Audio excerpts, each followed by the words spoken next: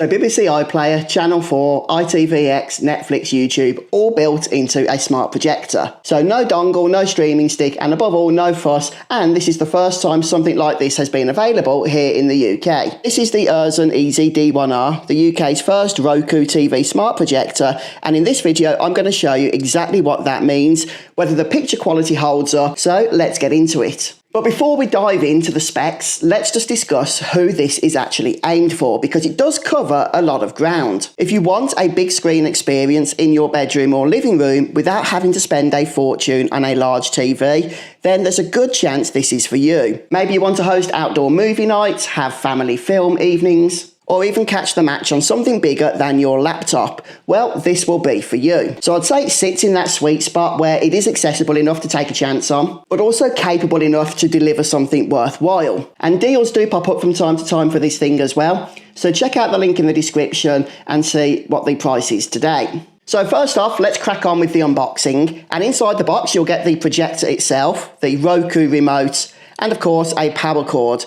Now there's no batteries included for the remote, so you will have to supply your own to AAA. But what took me pleasantly by surprise straight away was just how portable this thing is. This is one of the smallest projectors I've seen, and it's pretty incredible how so much awesome tech has been packed in here. You can move this thing around the house without any fuss. You can take it outside, as I mentioned, or just pop it onto a shelf. The build does feel solid enough for the price point. The remote is also clean and simple. I mean, Roku's approach to UI has always just been about keeping things straightforward, and that's exactly what they've done here. And there's also the Roku mobile app, which I will come back to. But that does just mean your phone can become a replacement remote should you need it. As for setup, it is genuinely quick. Power it on and you're going to be going right through the Roku activation flow. You will need a Roku account, but it is free to set one of those up. Obviously, you're going to need Wi-Fi as well. But that's it. Within a few minutes, you're going to find yourself at the home screen, ready to use the projector. And again, for its more budget price point, it does pack some powerful features. One of my favourites is autofocus. So often with projectors, there's just so much setup required to get that perfect crisp image,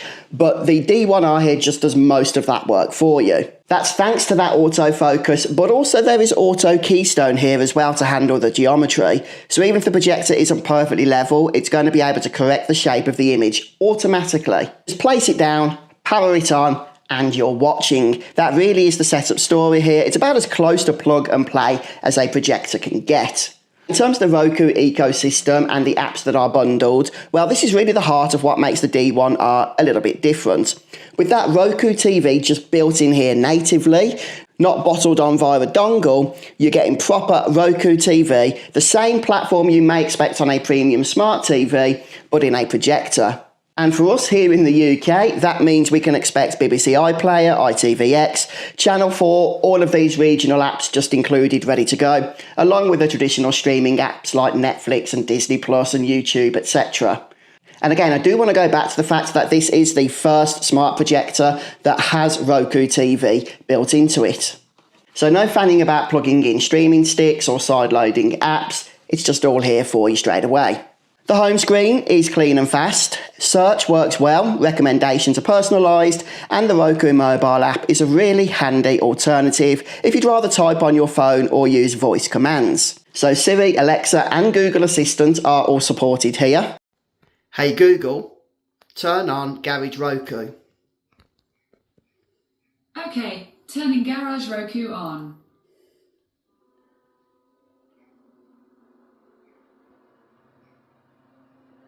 Hey Google, open Netflix on Garage Roku. Got it. Launching Netflix on Garage Roku. And sure, it works well for quick searches and controlling playback without having to pick up the remote. Now, another feature I think a lot of you guys are going to love is the football section of the interface. So of course right now we're in the middle of the World Cup, but this is a great feature because you just click on this, straight away you can see all of the upcoming matches and also the streaming service they're going to be played on. So for example, I can see Colombia versus Portugal is tomorrow at 12:30 on BBC iPlayer, and if I want to go on that as well, then I can go ahead and choose my favourite team, along with the remind me notification if I want to enable that. and I can also go ahead once the match has started and access iPlayer in order to start watching straight away. But if I just go back, we can see that the next upcoming match is England versus Panama. Yeah, I think I'll be watching that on ITVX. Choose to remind me to be notified, although to be honest, I don't think I'm going to forget. And if we want to watch the whole matches themselves that have already played, then we have a section on the interface for that as well with this match replay section. Cape Verde in particular have really been impressing me this World Cup. I haven't seen this match, so I might choose to watch that. And then right down the bottom, it knows the region that we are in, so it's automatically got our home nation correct here. And if you just want to see the scores, then scroll all the way down to the bottom and you have those all handy right there. So really, really helpful feature. And again, this is built directly into the interface. So as soon as you've set your projector up, then you'll be able to access this from here. But okay, let's get into the picture quality, and the D1R puts out at up to 280 EAZZE lumens. I want to be upfront about what that means. This isn't going to really be suitable for a daylight use. As far as a projector goes, in a bright room with the curtains open, it is going to struggle. But draw the curtains, dim the lights, and it's a completely different story. There are 3 brightness modes: low for really dark spaces like a basement, standard for a cosy bedroom, and vivid for living rooms or outdoor use at dusk. I've got to say, as long as you get the right conditions, then the image is genuinely impressive for this price point. The native 1080p means the image is sharp, crisp and detailed. Content looks clean and clear, the colours are decent, and you can throw an image size anywhere from 60 inches right up to 150 inches, depending on your space and throw distance. Oh, and Apple AirPlay also works natively here. Right then, audio. Okay, we've got dual 5-watt Dolby audio speakers with 3D stereo built in.